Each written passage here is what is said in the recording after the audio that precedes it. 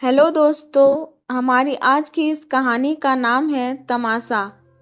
राधे श्याम जी अपने बेटे अमित के साथ रात को थके हारे दुकान से घर पहुंचे तो देखा कि उनकी पत्नी सुमित्रा रसोई में खाना बना रही थी और बेटी कविता अपने कमरे में आराम से मोबाइल पर गाने सुन रही थी। राधे श्याम जी रसोई में जाकर अपनी पत्नी से पूछा, आज घर में बहू कहीं भी दिखाई नहीं दे रही है। तब सुमित्रा ने चिढ़ते हुए जवाब दिया, अपनी नाराजगी लेकर मायके चली गई है।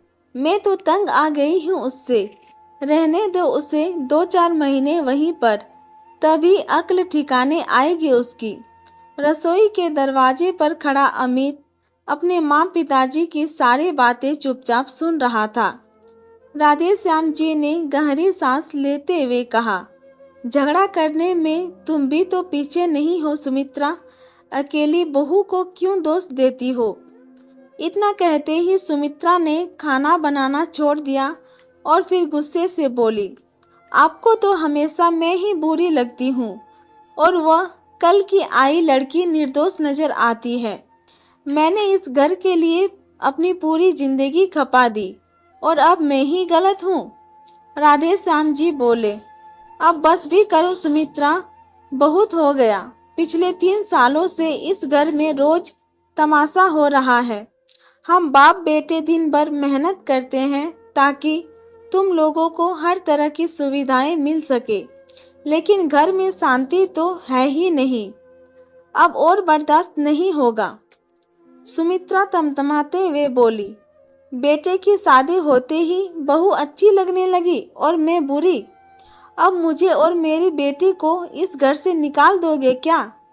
राधे श्याम जी ने कहा, शादी में 10 लाख रुपये खर्च करके बहू आई थी, लेकिन तुम्हें बहू को संभाल कर रखना नहीं आया। 2 साल में ही उसे अपने जैसा बना लिया। वह अभी बच्ची है, अगर उसे भी अपनी बेटी समझा होता तो आज यह नौबत नहीं आती।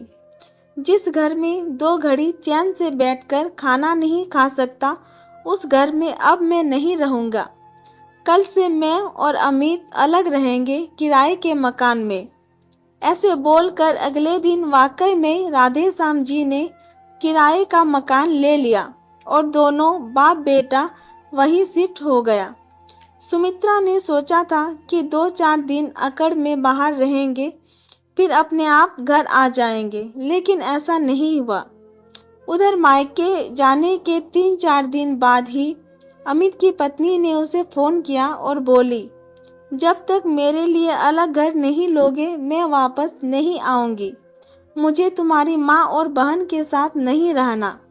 तब अमित बोला, अलग घर तो ले लिया हूँ, लेकिन तुम्हारे लिए नहीं। इस घर में मैं और पापा रह रहे हैं और माँ और कविता दोनों अकेली घर पर रह रही है। तुम भी मायके में ही रहो, अब कोई झगड़ा नहीं होगा, सब शांति से रहेंगे। इतना कहकर उसने अपनी पत्नी का फोन कट कर दिया। दोनों बाप बेटा घर में हो रहे झगड़े से तंग आ चुके थे।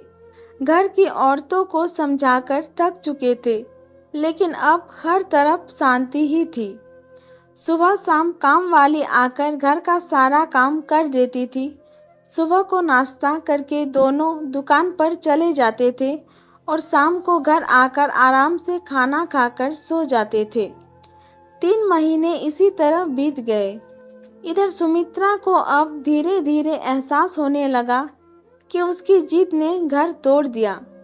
आखिरकार बहुत सोच विचार करने के बाद सुमित्रा ने खुद अपनी बहू को फ़ोन किया और बोली, बेटा घर लौट आ, कब तक मायके में पड़ी रहेगी। जो हुआ उसे भूल जा, अब हमें मिलजुल कर रहना चाहिए।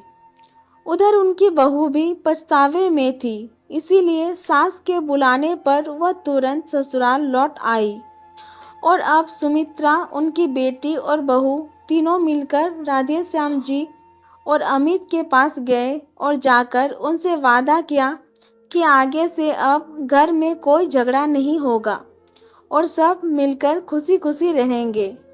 उनकी बात सुनकर राधे श्याम जी और अमित वापस घर लौट आए और उसके बाद उस घर से कभी झगड़े की आवाज़ नहीं आई।